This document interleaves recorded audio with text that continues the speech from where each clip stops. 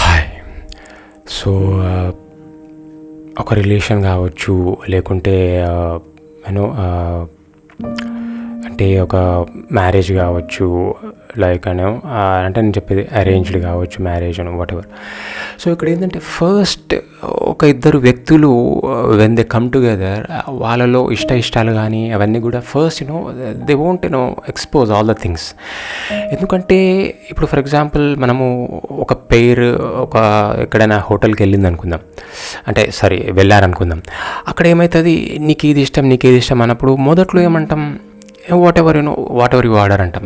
తర్వాత నాకు అది కావాలంటాం. తర్వాత నాకు అసలు అదే కావాలి ఖచ్చితంగా, నేను వేరే తినను అంటాం. సో ఏంటంటే యాజ్ టైమ్ గోస్ ఆన్ వాళ్ళలో ఉన్న ఫీలింగ్స్ కానీ అవన్నీ కూడా మనకు తెలుస్తుంటాయి.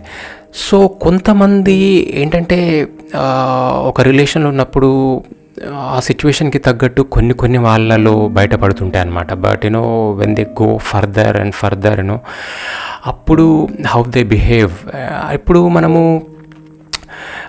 అరేంజ్డ్ మ్యారేజ్ అయినా సరే ఫస్ట్లో కొన్ని మొహమాటాలు ఒక ఫ్యామిలీలో ఎంటర్ అయిన తర్వాత ఒక అమ్మాయి కానీ లేకుంటే అబ్బాయి కానీ they will adjust, but to an extent. తర్వాత ఏమవుతుందంటే అసలు ఏంది ఇది అది ఇది అనేది తర్వాత వాళ్ళకు అది వచ్చేస్తుంది అనమాట. సో అప్పుడు స్టార్ట్ అవుతుంది అసలు ఏంటిది అని.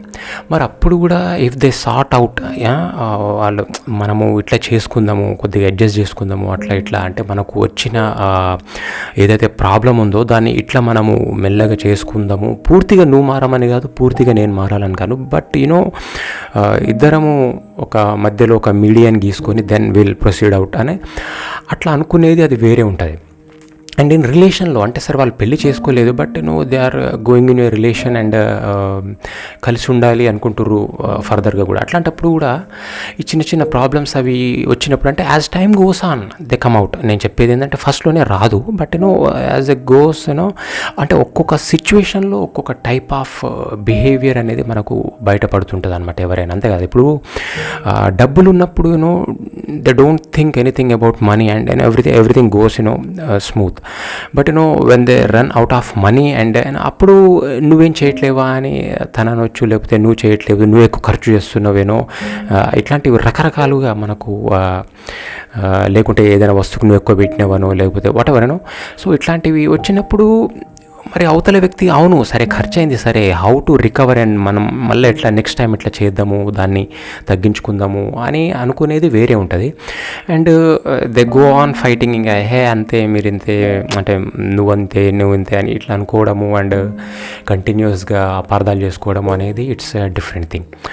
సో ఏదైనా కూడా మొదట్లో ఉన్నంత ప్రేమ తర్వాత ఎందుకు ఉండదు అంటే ఉంటుంది, but it depends upon us how we tackle the situations and దాన్ని బట్టి.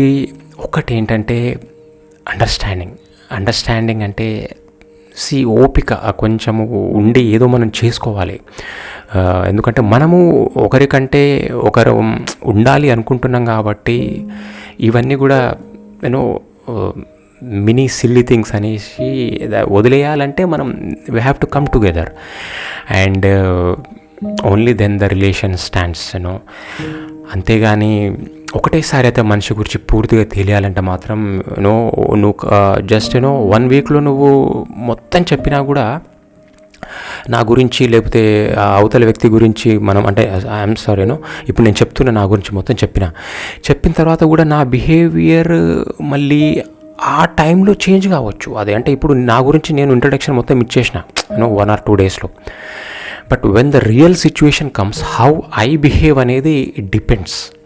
కాబట్టి పూర్తిగా అయితే ఒక వ్యక్తి గురించి తెలియదు, only as a time goes on it knows. అందుకే only thing is adjustment and understanding. And it takes you along the way throughout your journey. Thank you.